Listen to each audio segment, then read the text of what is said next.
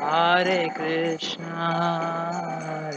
Krishna, Krishna Krishna, Hare Hare, Hare Rama, Hare Rama, Hare Hare.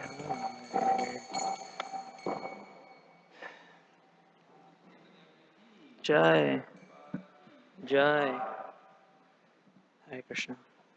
I'm so sorry to everyone for this delay. I apologize. Thank you. And thank you so much for doing kirtan while I was a little. What's going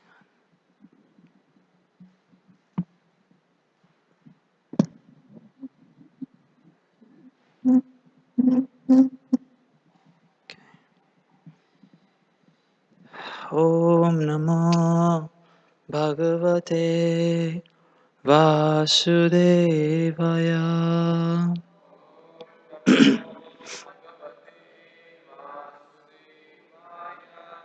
Om Namo Bhagavate Vasudevaya.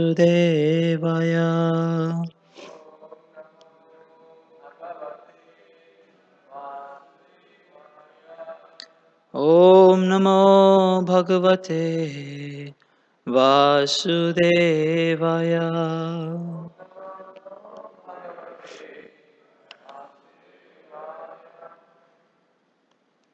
Reading from Canto 10, chapter 16, verses 1 to 5. So what's on the board, I believe, is verse 5, isn't it? So what I'll do is I'll read the translations for verses 1 to 6, and then we can all chant 5. Hare Krishna, Krishna Krishna, Hare Hare, Hare Rama,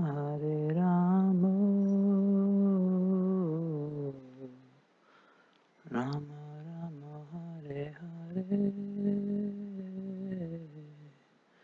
So, this is verse 1. It says, Shri Shuka Vacha Vilokya Dushitam Krishnam Krishna Krishna Hina Vibhuhu Tasya Vishuddhiman Vichan Sarpam Tamudavasayat.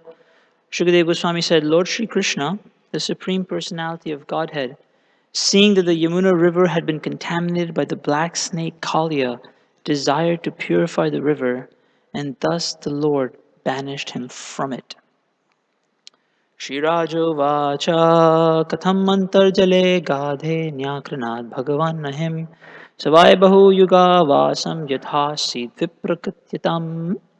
Shri King Parikshit inquired, O learned sage, please explain how the Supreme Personality of Godhead chastised the serpent Kaliya within the unfathomable waters of the Yamuna, and how it was that Kaliya had been living there for so many ages.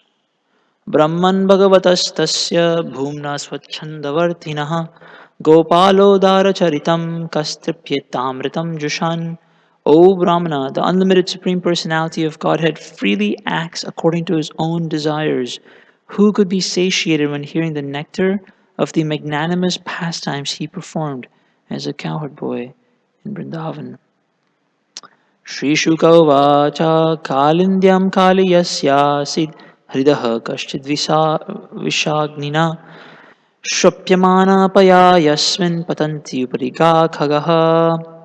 Shri Shukadev Goswami said, within the river Kalindi was a lake inhabited by the serpent Kaliya, whose fiery poison constantly heated and boiled its waters. Indeed, the vapors thus created were so poisonous that birds flying over the contaminated lake would fall down into it. There's a two-line purport. In this regard, the Acharyas explain that Kaliya lake was situated apart from the main current of the river. Otherwise, the Yamuna's waters would have been poisonous even in cities like Mathura and in other places further away. And now today's verse, which we'll repeat. Viprushmata vishadormi marutena bimarshitaha mriyante tiragayasya praninastirajangamaha. Just because of time, I'll just repeat it once, and maybe we can have one Prabhu and one Mataji also do it. Is there a Prabhu who would like to recite the verse?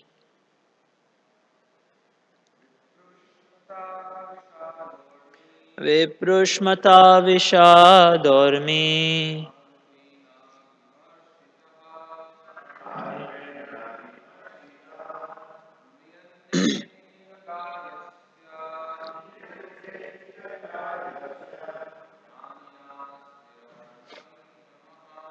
praninastirajangamaha Viprushvata vishadormi marutena vimarshitaha te tiragayasya natirajangamaha viprutmata, containing droplets of water. Vishada, poisonous. Urmi, having touched the waves. Marutena, by the wind. Abhimarshitaha, contacted. Mriyante, would die. Tiragaha, present up to the shore. Yasya, of which. Praninaha, all living entities. Stira Jangamaha, both moving and non-moving. Translation and purport. The wind blowing over that deadly lake carried droplets of water to the shore. Simply by coming in contact with that poisonous breeze, all the vegetation and creatures on the shore died. Purport. The word sthira, unmoving creatures, refers to various types of vegetation, including trees, and jangama refers to moving creatures such as animals, reptiles, birds, and insects. Srila Sridhar Swami has quoted a further description of this lake from the Srihari Vamsha, which goes like this. The lake was quite wide, 18 miles across at some points, and even the demigods could not cross over it. The water in the lake was very deep, and like the immovable depths of the ocean could not be agitated. Approaching the lake was difficult, for its shores were covered with holes in which serpents lived. All around the lake was a fog generated by the fire of the serpent's poison, and this powerful fire would at once burn up every blade of grass that happened to fall into the water. For a distance of 8 miles from the lake, the atmosphere was most unpleasant. Srila Sanatana Goswami states that by the mystical science of Jala Stambha, making solid items out of water, Kaliya had built his own city within the lake. Om Jnanatimirandasya Gyananjana Shalakaya Chakshurunmilitam Yena Tasmai Shri Urve Namaha Shri Chaitanya Manobhishtam Stapitam Yena Bhutale Swayam Rupa Kadamayam Tati Swa Padantikam Namo Mahavadanyaya Krishna Prema Pradayate Krishnaya Krishna Chaitanya Namne Gaurutvishe Namaha. He Krishna Karuna Sindhu Dinabandhu Jagatpate Gopesha Gopika Kanta Radha Kanta Namostute Tapta Kanchana Gaurangi Radhe Vrindavaneshwari Vrishabhanu Sute Devi Pranamami Hari Priye Vanchakalpa Tarubhyascha Kripa Sindhubhyo Vacha Patitanam Pavnebhyo Vaishnavibhyo Namo Namaha Shri Krishna Chaitanya Prabhu Nityananda Shri Advaita Gadadhara Shivasadi Gaura Bhakta Vrinda Hare Krishna, Krishna Krishna, Hare Hare, Hare Rama, Rama Rama, Hare Hare.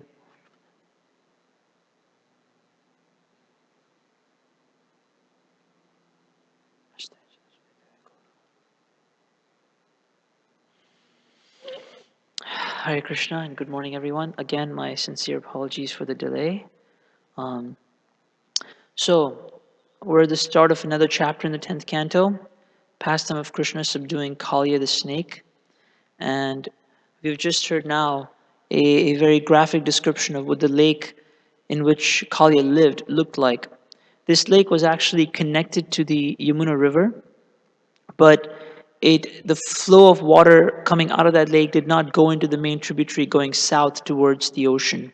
So it was kind of from I was really thinking about this. How do you have water within water, and it becomes like um, its own territory? And it seems to me like it was perhaps some part of the Yamuna where, like the Yamuna's flow was gathering in a very wide way. If you've been to India, sometimes in the rainy season, the Yamuna and Ganga become extremely wide, and somehow it might almost look like it's its own body of water, but then the main flow is perhaps um, maybe separated by a little bit of land. This happens sometimes. Like you'll have one flow of the Ganga and it accumulates into a little bit of water. Maybe it stops, but then there's some land, and then there's the main current flowing towards the ocean. So it's possible that you can have a lake by the river, maybe in the river or next to the river, and its water is not affecting the main flow of the current. So Kaliya was living in one such lake, and he had built himself a very beautiful city in this lake by using this mystical power of Jalastambha. And the question is, how did Kaliya end up in Vrindavan? Some of you, especially our older devotees, are probably very familiar with this story, but it's worth it just to remember because it's a very important, significant point in this story about how and why Kaliya ends up in Vrindavan. So Kaliya actually is from the Fiji Islands, where Fiji water is from. If anybody didn't know where Fiji was, it's near Polynesia. It's like it's south of India towards Australia, but somewhere in the middle. So it's like east of Africa, south of India, and northwest of Australia. It's a part of the world called Fiji Islands, which in Vedic times were called Ramanaka Islands. And that's where Kaliya is from. In fact, when Prabhupada went to Fiji, and he established a Kaliya Krishna temple in Fiji because of that reason. So that's where he's from, and he left that part of the world to come to live in the Yamuna in Vrindavan because actually he was afraid of Garuda. He was afraid that Garuda was going to eat him like Garuda was eating all the other snakes. There was this story that goes back where every single day they had to send one snake to feed Garuda, and it was Kaliya's turn. So he thought, let me just bounce. Now one might wonder, well, why didn't Garuda just come to Vrindavan? If he was supposed to eat Kaliya, and Kaliya went and lived in the Yamuna and Vrindavan, Garuda can fly and pretty fast. Why wouldn't he just come to Vrindavan? Well, it turns out Garuda had been cursed. So once upon a time, Durvasa Muni was doing tapasya in some holy river, I forget which one, and he saw Garuda come down and scoop out a fish and eat it. Now, Garuda is the only non-vegetarian Vaishnav. We're not supposed to eat meat, fish, and eggs, but Garuda is allowed to because he's a bird and a pure devotee of the Lord. So by nature, he eats fish. That's just his diet. And so he did that. He scooped down, ate some fish. And so Ramani thought, what is this? This poor fish was swimming nicely and playing nicely. Why did he eat this fish? So he cursed Garuda. He cursed Garuda that you will never be able to touch the waters of the Yamuna, because if you do, you'll die. He cursed him like this. So therefore, our friend Kaliya knew that if I go and take shelter of the Yamuna River in some holy place, Garuda cannot come and attack me. But the story continues actually. We all know what happened to Shobari Muni. He was meditating underwater for thousands of years, and he saw some fish copulating, right? Alex, you know this story? The sage who saw some fish copulating, and he gave up his yogic sadhana and went to a king and asked him for his daughters to get married. Well, actually, the reason why he got that curse is because he had cursed Garuda. So because he had cursed Garuda, who was a pure devotee of the Lord, right, for eating fish, which was his natural food, then because of that offense, he had to actually give up his sadhana. Even though he was meditating underwater for 10,000 years, he saw these two fish, let's say, getting romantic, and his mind became a little bewildered, and he thought, I still have these desires. I must go and pursue them. So he went out of the water after being underwater for 10,000 years. Wasn't a pretty sight. Went to a king and said, "Give me your daughters to marry." And the king said, the king looked at him. Imagine, when your hand is underwater for a couple of minutes, you take it out, your skin's all shriveled, right? Your skin wrinkles, isn't it? You put your hand underwater for maybe an hour or two, take it out, your skin's a little wrinkled. Imagine if it's there for 10,000 years and you haven't shaved or eaten or done any of these things. You're probably not a pretty sight, So the king was like, well, my daughters are free to choose whoever they like as their husband. So you go ahead, you go to their inner chambers, and if they like you, which I'm sure they will, you're a great sage, they'll choose you as their husband. So the Muni understood, okay, I know what the king's thinking. So before he walked into the chambers, he transformed himself into a young, beautiful man. And then when he went in, all the princes were like, whoa, I want him. And the princess number 22 was like, no, I want him too. And number 17 was like, I want him too. And so they all fought over him, that they all decided to marry him. So he got 50 brides, and he enjoyed himself for a long time. But anyways, he gave up his yoga practice as a result of that offense to Garuda. So this is an important point that one should be very careful about criticizing the activities of Vaishnav. They may not always make sense to us from the material perspective. So that's the story of how Kaliya ended up in Vrindavan and stayed in the Yamuna. Now comes the day when Krishna is going to defeat Kaliya, and it was a special day. It was Balaram Jayanti. So it was the one day when Balaram didn't go out with the cowherd boys and Krishna to gaze the cows. And as the story will proceed, we'll find out that Krishna brings his cowherd boyfriends and calves to the Yamuna. The atmosphere is very dark, it's very poisonous. They drink the water, they die. Krishna revives them, and then he goes on to defeat Kaliya, subdue Kaliya. So I don't want to go into that aspect of the story because that's for future speakers to talk about. I just want to talk about a few things before Krishna actually fights Kaliya. There's a very interesting little detail brought out by our acharyas who say this. They say, seeing the barren trees and wasted, uninhabited lands, Krishna thought to himself, this is Krishna's thought process, before he jumps into the water, before he subdues Kali. He thinks, I must destroy this serpent so that the residents of Vrindavan can again make use of this lake and worship its sacred waters. Because what Kaliya represents, Kaliya in this situation represents an obstruction to the lives of the devotees. The devotees want to take the waters of the Yamuna, they want to feed their cows with it, bathe in it, use it to worship. But Kaliya has made it so poisonous that the devotees are unable to execute their service for Krishna's pleasure. So Srila Bhaktivinoda Thakur explains that the Kaliya serpent being banished from Vrindavan by Krishna is a clear indication that without eliminating pride, three things actually, pride, deceit, and cruelty from one's heart, one cannot expect to become a resident of Braj.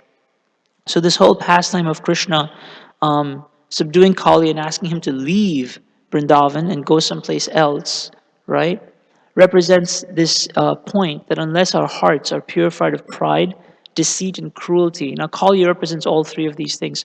So we'll just go into that a little bit. Krishna is making the point that unless you cleanse your heart of these things, you cannot become a resident of Vrindavan. And I'll quote something else also later on the representation of this pastime. So the first point is pride. What does pride mean? Pride means to be proud of something that makes us feel like we're superior to others, and one cannot say that actually what I possess doesn't belong to me. Prabhupada calls it living on borrowed plumes. It's a story of a crow.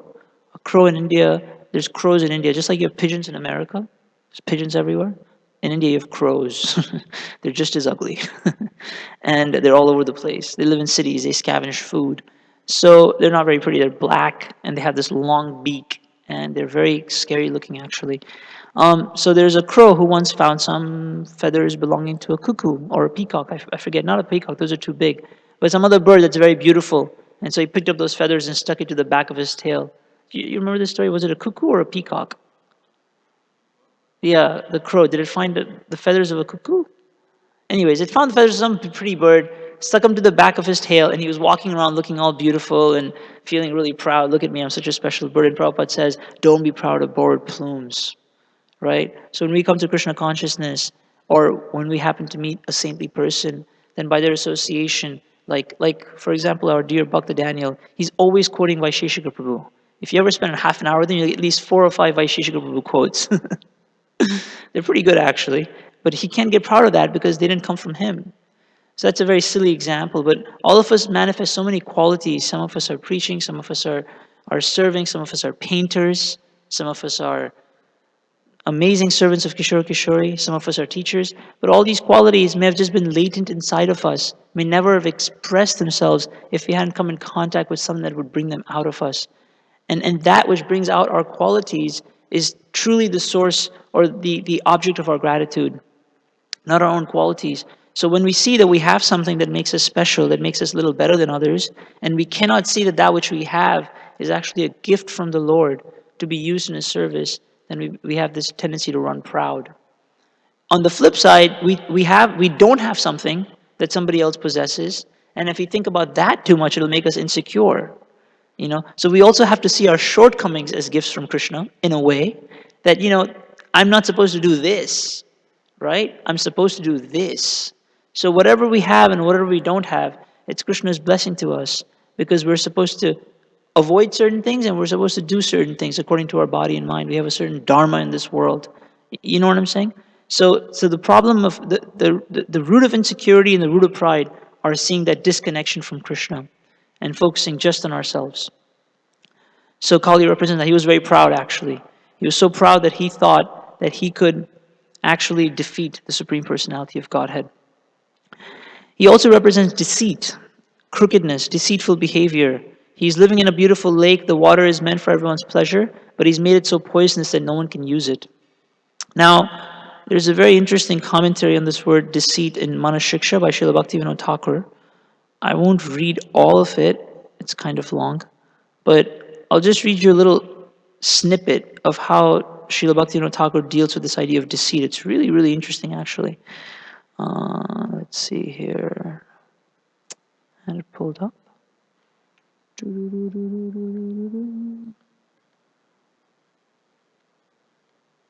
Sorry, forgive me for just 10 seconds. There we go. Right. So, this is how Srila Bhaktivinoda Thakur deals with this idea of deceit. He basically divides up devotees into 3 categories. 2 of these 3 categories are Grihastha devotees, and one of them is a very renounced devotee like a sannyasi. So the 2 types of Grihastha devotees are called Swanishta and Parinishta, and the renounced devotee is called Nirupeksha. We don't have time to go into the meaning of each of these words. But this is how the Swanishta devotee, the Swanishta sadhaka, who's also a type of Grihastha, one of the 2 types of Grihasthas, this is how he becomes deceitful. He indulges in sense gratification in the name of satisfying the Lord. So we've all heard this, right? It's like we want to do something, like I want to go get vegan ice cream, and I'll joke like, oh, I want to offer Krishna some vegan ice cream. This is deceit. And of course we say it as a joke because the deceit is so obvious, right? But sometimes the deceit is not so obvious. Sometimes we may ourselves be foolishly thinking I'm doing this to serve the Lord, but actually we're doing it to satisfy some subtle desire of our own for sense gratification. The Swanishta sadhaka also, instead of serving the pure-hearted devotees of the Lord, he serves rich and influential materialists and busies himself in accumulation of wealth beyond his needs. Right? So yes, we all have, if those of us who are grihastas, there is a need to go out into the world and maintain our families. Right? Prabhu, you have a family? You have a family, right? Mother Krishna Archana has a husband. Hamsadutta Prabhu has a wife and kids. Keshwar Kishore has family. So Mataji has a family. So there's a need for those of us who are grihastas to go out into the world and have families. And to provide for those families, we need what? We need money. And we need emotional care also, but you also need money.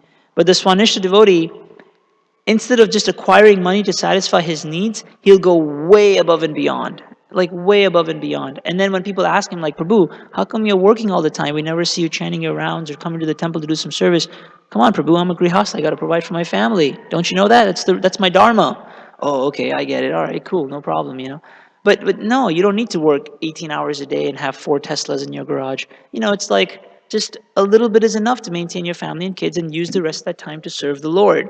But the Swanishta devotee, under the pretense, the whole idea of deceit is you're pretending to be something you're not. So under this idea of pretense, he will go out and serve materialists and work really hard to accumulate money. And if somebody says, why are you working so hard just to have money, like so much of it, beyond what you even need, then he'll justify it by saying, well, I'm a grihastha and this is my dharma. A very subtle form of deceit. With the excuse of educating himself, he develops attachment to speculation and logic. This tendency is also there, is that we may want to know how other people view philosophy, how other people view, maybe we want to understand a little bit more about other religions and theology and things like that. So we'll start reading many, many books and many, many articles on these kind of topics.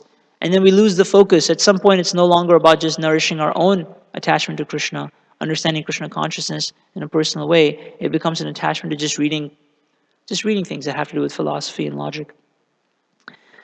The Paranishta sadhaka becomes, this is the second type of grihastha. He becomes deceitful when he makes an external show of strict adherence and dedication to spiritual life, but inwardly he's attracted to material subjects completely unrelated to Krishna and prefers the association of the worldly minded to saintly souls. So this kind of deceit is one where, when we're in the association of devotees, we want all the devotees to know and think that we're very, very advanced and we're very serious about Krishna consciousness.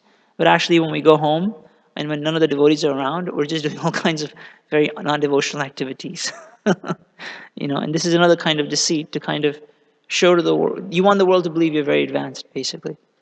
We want this. So these kind of deceits can inflict any of. I mean, I've experienced all of this. Has anybody else? Maybe you're all very saintly, but I've definitely experienced these deceits, that there is this desire to want to, accumulate something beyond our needs, or make us show that we're more advanced than we actually are. Now the renunciate, this is the struggle for the renunciate. We've been talking about the grihastha so far.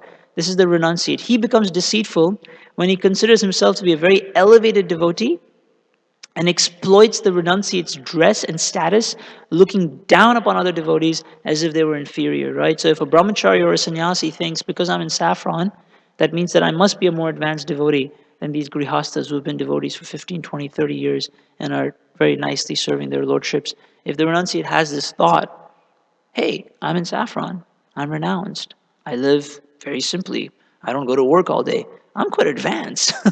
This is deceitful thinking, actually, because in bhakti, one doesn't become advanced by renunciation. One becomes advanced by service, by dedication, by devotion.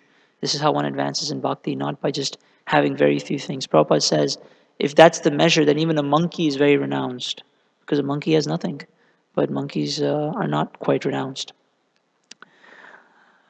He collects objects and wealth far in excess of the basic requirements for a life of renunciation and associates with women in the name of spiritual practice or preaching.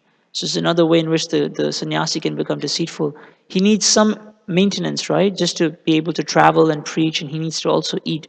But if the sannyasi just starts accumulating wealth, right? Because, he just has that attachment, that's deceitful. Because as a sannyasi, one is not supposed to just accumulate wealth for the sake of having money. One shouldn't, and he might also associate with women, right? Like, I can see it happening, when you become a really good speaker, and especially if you're like an older devotee, and people respect you, then, women will come to you for advice. I remember one guru revealing to me confidentially how 70% of the emails he gets are from like women looking for relationship advice because their marriages are struggling, That's quite a large proportion of struggling email. So anyway, so the point he was trying to make, the point that Srila Bhaktivinoda Thakur is making, is that it's very easy for a renunciate to become the source of shelter for a woman who may be struggling in a relationship emotionally. She may go to him looking for advice in a relationship, and then the brahmachari, the sannyasi, might think, yes, sit, let me tell you how to conduct your marriage with your husband. And that way he becomes deceitful, because he's not the shelter for this woman. He can give her some basic advice, but if he starts enjoying that association, right? As soon as he starts enjoying that association, he's actually becoming deceitful. Srila Bhaktivinoda Thakur goes on. It's a really nice section on the Manashiksha. I recommend people can investigate it on their own. But these are some ways in which one develops deceit, pretense, right? And this is another thing that has to leave our hearts if one has to become a resident of Vrindavan. And the last thing that Kali represents is cruelty. And why is he cruel? He's cruel because he killed all of Krishna's coward boyfriends and calves, and he also wanted to kill Krishna. That's pretty cruel. And cruelty is a byproduct of intense lust. When one has a strong, strong desire to have something, be something, own something, and something or someone gets in the way of us having that thing, owning that thing, being that thing, then we want to eliminate that person, that object, Whatever it takes, we want to eliminate it.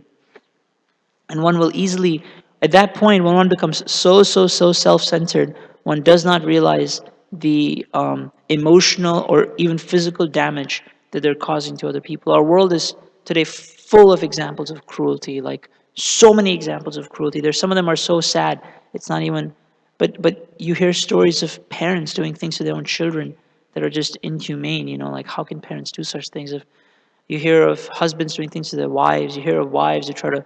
My mom's always sometimes telling me in the news in India, now every day she sees news articles about how some wife poisoned her own husband because she wanted to have an affair with the husband's brother or something like that.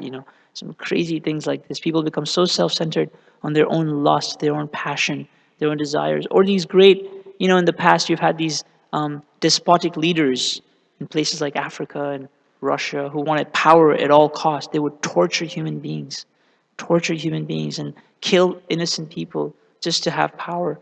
So this kind of cruelty is so rampant in our worlds, and it can also sometimes manifest in our own hearts of course, a smaller way.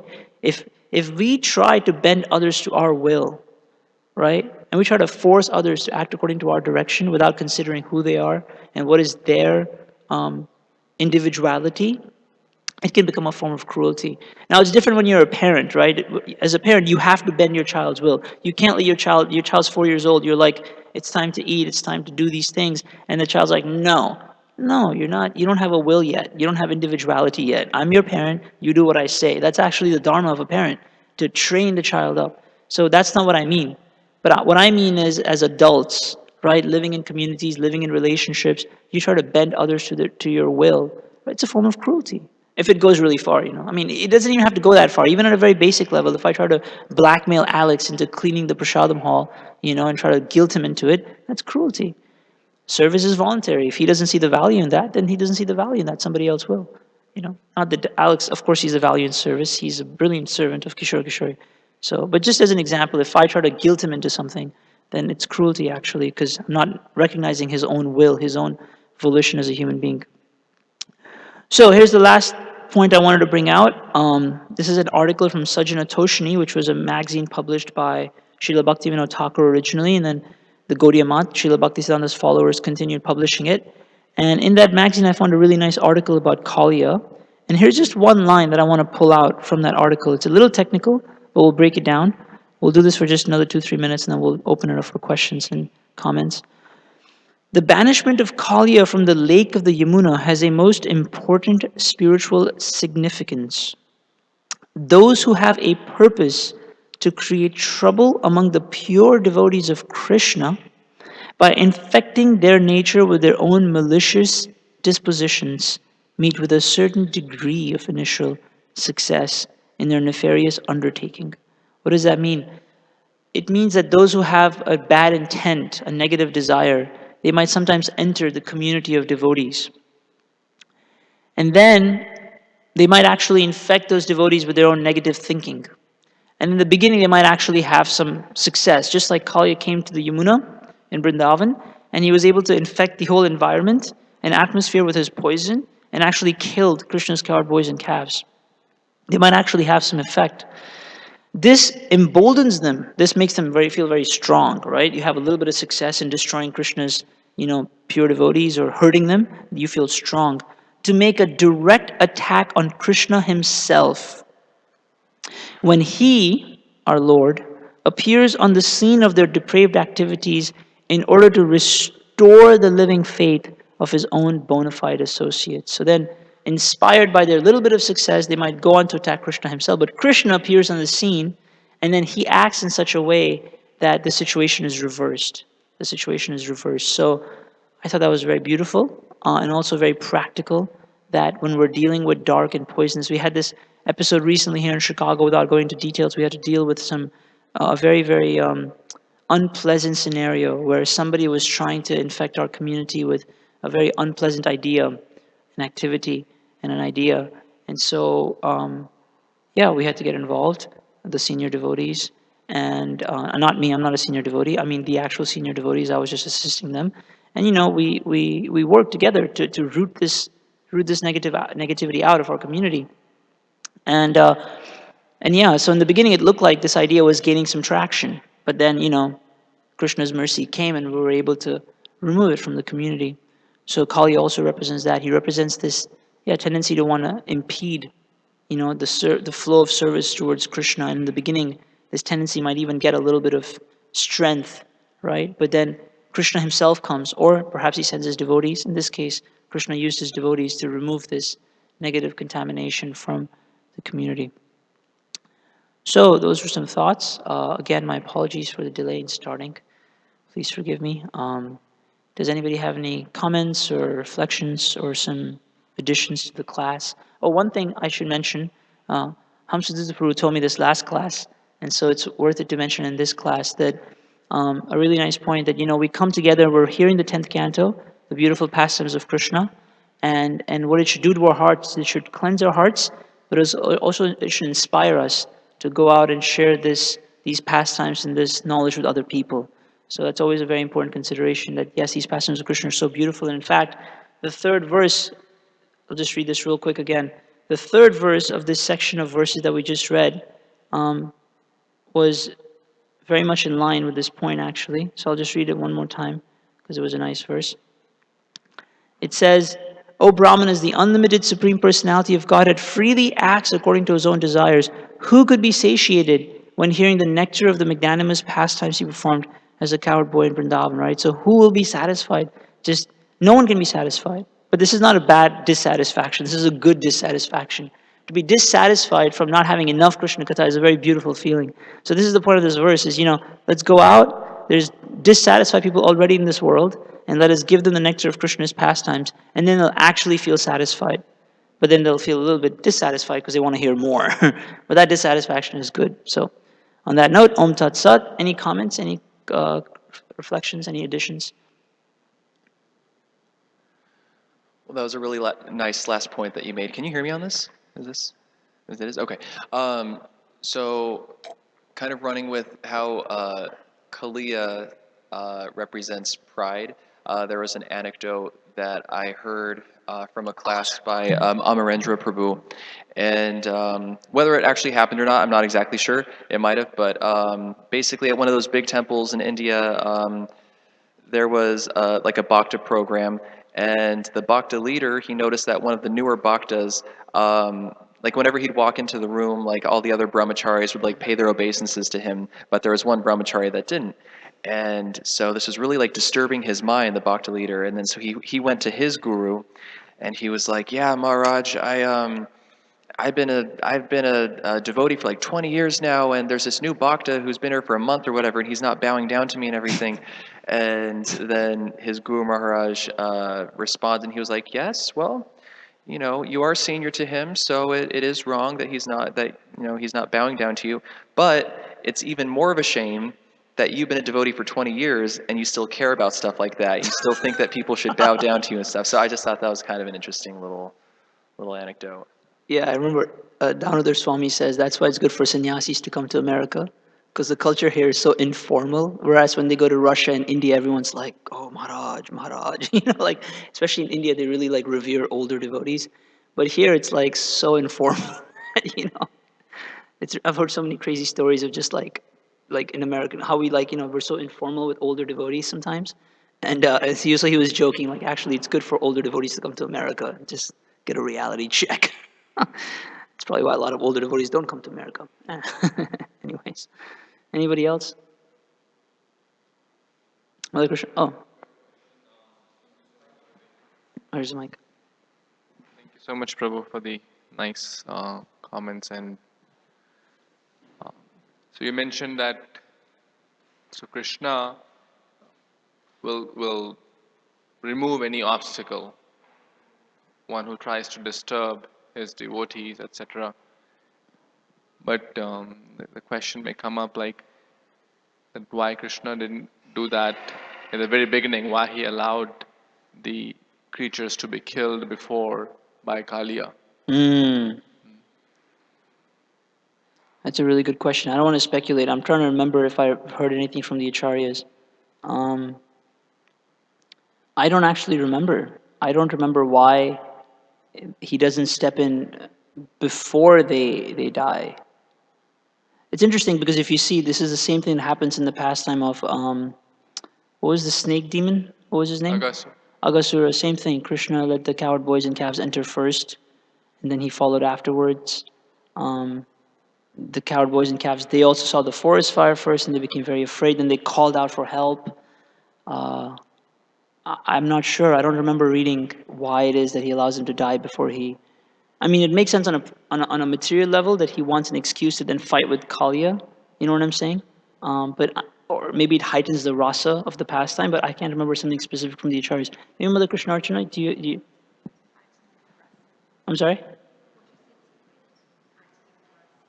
To heighten the rasa, yeah, she's Mother Krishna is saying to heighten the rasa, because it does heighten the rasa when Krishna sees the dead coward boys and calves, just like when Mother Yashoda comes and when she sees Krishna in the coils of that serpent, what it does to her motherly rasa. The acharyas explain how her feelings of motherly affection just like like a volcanic eruption, and she's actually running towards the lake. She wants to jump in the waters and save Krishna, and Balaram has to hold her back. Balaram's the only calm one there because Lord Balaram's thinking.